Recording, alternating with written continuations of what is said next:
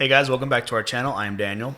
Gabriel. And we are the Colombian cousins without the wives today, checking out some new content, checking out some new comedians. So right now we're going to check out some Bill Burr, which I know you don't really know anything about Bill Burr. No, not really. I've seen some of his pieces of his stand-up. I know he's been on talk shows. Funny dude. He has like that like the angry comedian vibe, which I like a lot. He's been really great. He's one of those guys where it's like you wonder how he hasn't been canceled at this point. But he's pretty edgy. Yeah, he can be. Yeah, but people love the type of things that he talks about. So we're gonna just check out one here. I know one that he did on when he was being interviewed by Conan, and it's just issues he has with the airline boarding process. Oh, so boy. Yeah, there's a sketch out there by another comedian that makes fun of this. So I'm wondering if he's gonna kind of go on. Kind of with the same type of jokes. Yeah. The whole idea of it. So let me open it up here and put it in full screen. All right. Here we go. Segment, there's a lot you get worked up about, and you've always been that way. I've known you a long time. You get worked up about stuff, Yes. you get happy. When he was 4, he was like, things were better when I was 3. World shit now. The heydays of my 2s. Guilty as charged. Yeah. Oh, so here's the thing.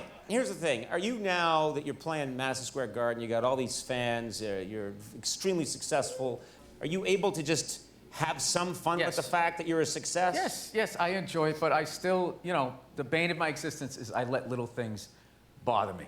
Downloading new operating systems will just, I bring a lot of tension into the house, according to my wife. Yeah. Yeah. One thing I've noticed, we're always working on me, Like, my wife is evidently some completed work, like under museum glass. And I'm like that building that has scaffolding around it for like 7 years. My latest thing that's driving me nuts is I spent 20 years in the back of the plane, getting treated like an animal. And I finally worked my way up to the front of the plane, Group 1, which means you get to board like it's your plane. Right? You get to board. Yes. You first, sit in a chair that's the size for a human being.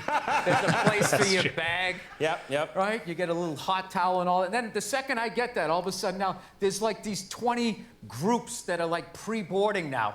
Like half the plane qualifies, and I just sit there just like losing my It starts off like, it's just like anybody in uniform, anybody in military. So it's like, all right. But after like the 20th guy, you just start being like, have you seen action? Right? Then anybody with kids, anybody with disabilities, and then just anybody with a red shirt, anybody named Anthony can get on. Dude, one time, I saw this guy get on the plane. Okay, he wasn't in uniform, he didn't have kids, he had all his limbs, he wasn't limping, he didn't have a cough, he just walked on the plane. It's like, who the is that guy? Like, how did I get on before that guy? So, like, the worst is whenever you would get your seat and you'd sit there and they're about ready to close the door and you'd have that empty seat next to you. Like the poor man's first class. You're like, oh, shit, I'll bring the armrest up. I can actually be great. And then all of a sudden, some fat bastard gets on the platform and you're like, no. He's losing it. Yeah, he's enjoying this. I swear to God, this is all true. This dude got on. He was so fat. He was sitting next to me. I was literally next to him and behind him. He like tried to make himself smaller, and he like folded his arm, and his lat came out like a, those old Western saloon things. I'm just sitting behind this thing.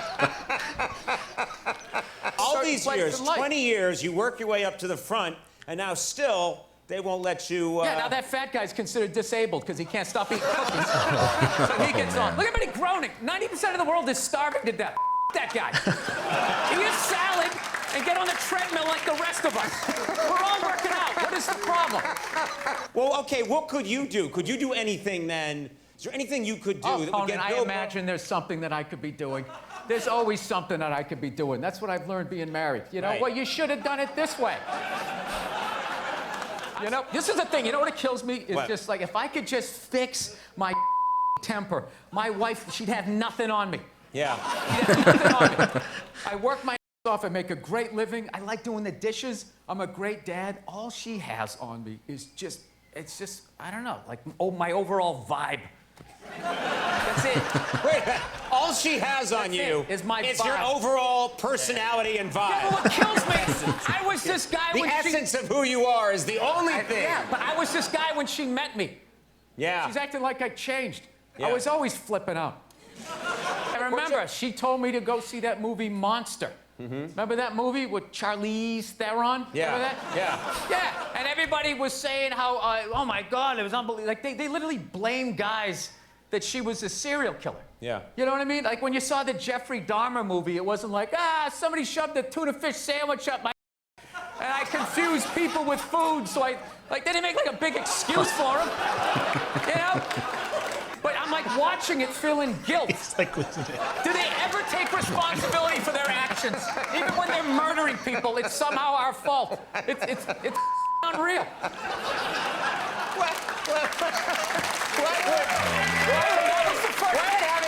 Why would having a tuna fish sandwich shoved up your butt make you want to eat people? Because another man did it. Right? So it's another person. So you equated, I don't know, sex with food? I forget how the idea went.